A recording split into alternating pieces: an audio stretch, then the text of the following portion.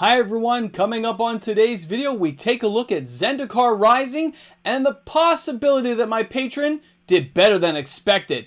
This box opening is coming to you, Rob S, and it's coming up next.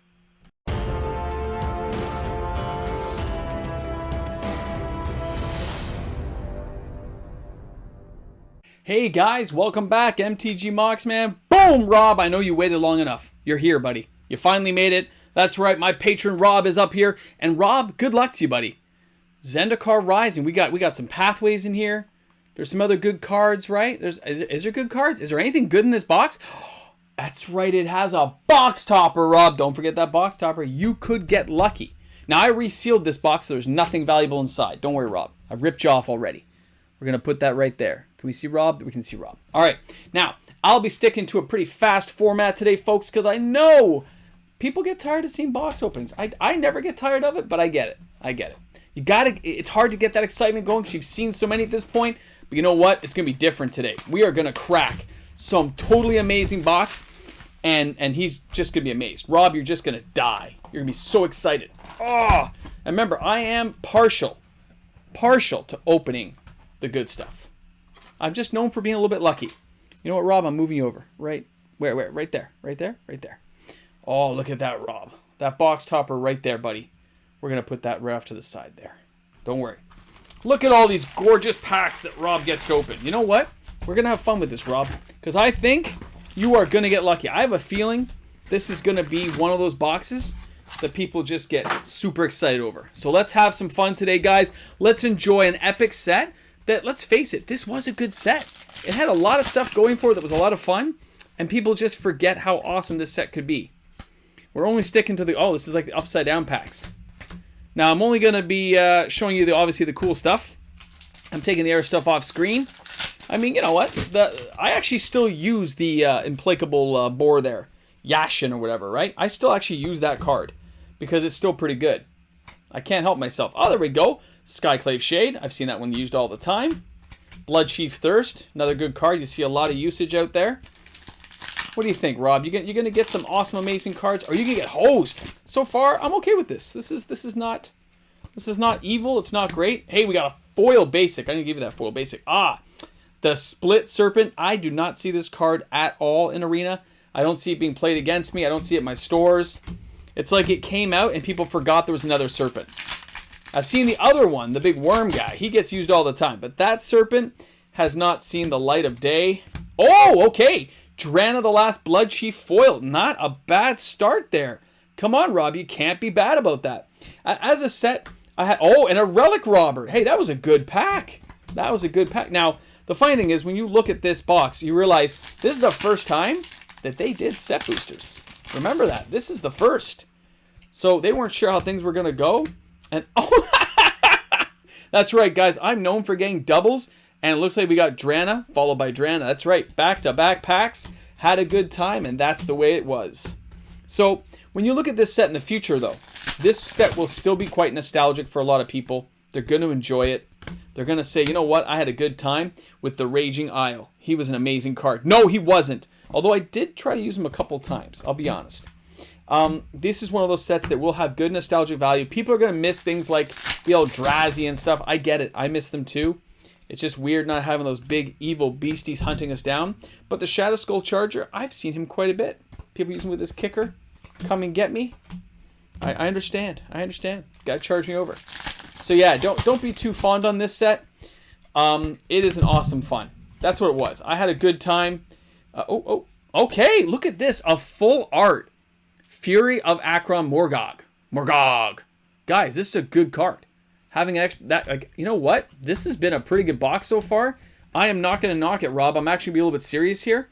Not bad. This is okay. For what I was expecting, this is not bad. So let's hope you get more stuff going. Let's keep the flow here. We got the bout. Now, I like the fact this one has hexproof, haste, and can't be countered. It does make it a pain for people who try to mess with you in Arena or in actual decks who have lots of counter spells. Doesn't work on him. That's right. He just comes and keeps coming.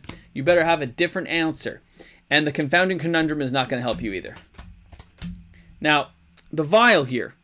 There's the white one that gains 3 life right now. I'm seeing that played a lot in Arena with the teleportation circle. So keep an eye on that, folks. It is one of those cards you're like, really? The coveted prize. Guess what? This spell costs one less to cast for each creature in your party. But guess what? Nobody uses the party mechanic. It's a failed mechanic. I thought they were going to like fix it in Dungeons and Dragons, and they did absolutely nothing to fix it. So that isn't going to help anybody. Yeah. Okay. The Trickster, seeing him all the time. I'll be honest. Seeing him all the time. Flashed in and slaughtering me. So he's a good card. Seeing him play that much lets me know that people like that card. He's seeing a lot of play. Blue-black decks are still a big thing. Understandably. Yeah, the Glasspool Mimic, another good card. Of course, the Soaring Thief. This is a pretty good box, man. A Fearless Fledgling. I almost said something else, but I managed to restrain myself from saying anything too bad. You know how it can... Oh, I'm upside down. Why am I always upside... Okay, Nighthawk Scavenger. I used to like the Vampire Nighthawk better, but the Nighthawk Scavenger is not a bad card, okay? He is not bad, I'll be honest. There was a lot of clerics and stuff in this set. I get it. A lot of fun, but come on. They could do better if they wanted to. You guys, okay, Angel. See this one all the time. See, there's a lot of decent cards in this set. Okay, there are a lot of decent cards inside of Zendikar Rising. The question will be is which cards, if any, will hold future value later on. There are a couple that I can see, you know, having some future use. People saying, you know what, this is going to be okay. It's going to work out for me. I kind of enjoy it. And oh, another foil rare. And this one is the Glasspool Mimic again. Oh my goodness, and we followed that with a Mythic in the same pack. See what I mean? These were a little bit weird. I think they kind of stacked these boxes because they had stacked up the set boosters and they just weren't sure how things were going to go. So they just kind of jacked them up a bit. Let me just neaten that pile up for you. Don't worry. Don't worry. At the very end, we'll go over everything. Make sure that we didn't mess anything up. I get you. And we got the Magnetic Channeler. And some more uncommons, which even some of the uncommons, they're not bad in this set. Remember that. They are not bad. Oh, okay, the Leyline Tyrant. Not a bad dragon. 4/4 flying for 4, and you don't use unspent mana, it doesn't get lost. I like this card. This card has some uses. Thing is, I didn't want to spend a lot of money buying it. That's the funny thing. It's not that it's a horrible card. I just didn't want to spend a bucket load of money on that particular card. I don't think it's very expensive now, but when it first came out, I had ideas, but I didn't feel like spending the money. You know how it goes. We got another. Okay, we got Tarjon Paragon. Nah. I've seen it the odd time in a green deck. Hasn't seen a ton of play. Let's see here. Let's get this going for you, Rob. See, we seem to be getting some fairly decent cards. The Luminarch, of course, that's in every white deck. Never doubt that card. That card's sitting there saying, yes, I'm here. You see me standing there? I am here, right in front of you, standing here. Yes, I am, right in front of you, standing here. I think that's from She's Out of My League. Some movie from like 2010. I did enjoy the movie, though. I thought it was pretty funny, actually. Oh, wrong pile. We got a Gakmaw. Gakmaw again. Another card I thought I would see more of, and I just haven't seen it being used a lot. Some cards just... You know what? It's funny. Some cards you think are going to be good, they get into a set, and after it gets play tested and played out a few times by players, it just doesn't get played. People dump it. The Turn Timber Symbiosis. You know what? Not the worst card. Okay? This is not that bad of a card. Again, though, I don't see a lot of that being used. But, you know, later on, sets from now, some cards get broken. That's why you gotta be careful what you get rid of. What you think is junk may not always be junk. But a Sphinx is always junk, just so you know. All Sphinxes count as junk. I don't count as anything but. Because every set's gotta have a Sphinx, right? Okay, this is our first pathway. Okay? Clearwater Pathway is our very first pathway. I'm gonna put that there. So we have one pathway so far. Isn't that funny?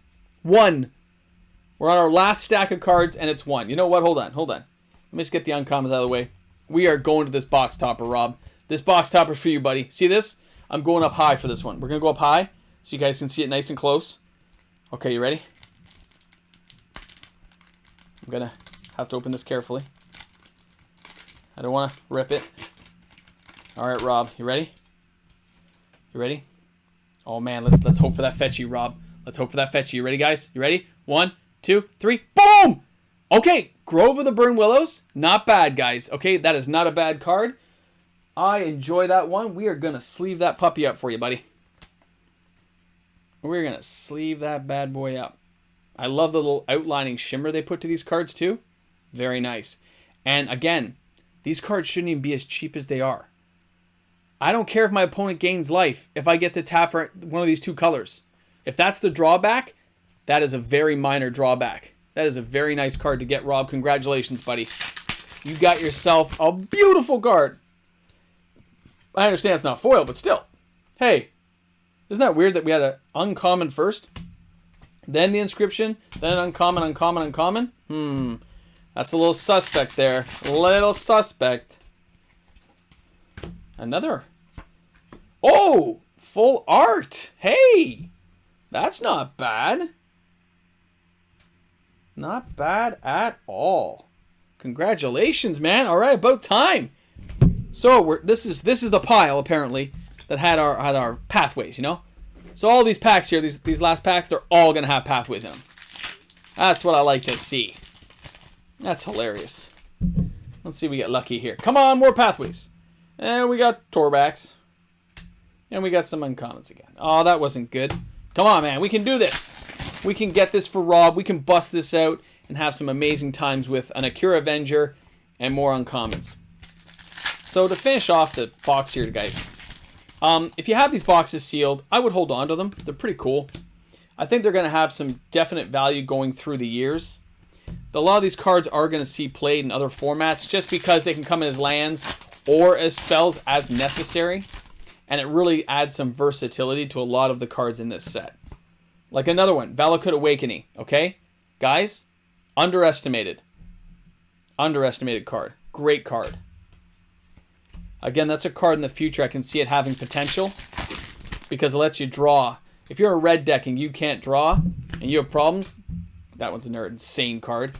Then that's a card you're going to want to have around because then you don't ditch out your land, keep the land in hand, end of a turn, shoot that baby down, and have some fun because it's what it's going to do for you. Let you draw a lot. So 2 pathways is not a lot. We got 2 packs left. Can we crack another one? We got the Myriad Construct. Oh wait, that's a foil there. All right, our last pack. Rob, thanks a lot, man, for being such an awesome patron of the channel.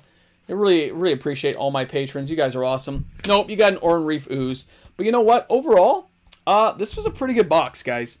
We got some... How many mythics do we get? Let's check our mythics here. How many mythics did we pull for Rob? We got 1. Followed by a 2.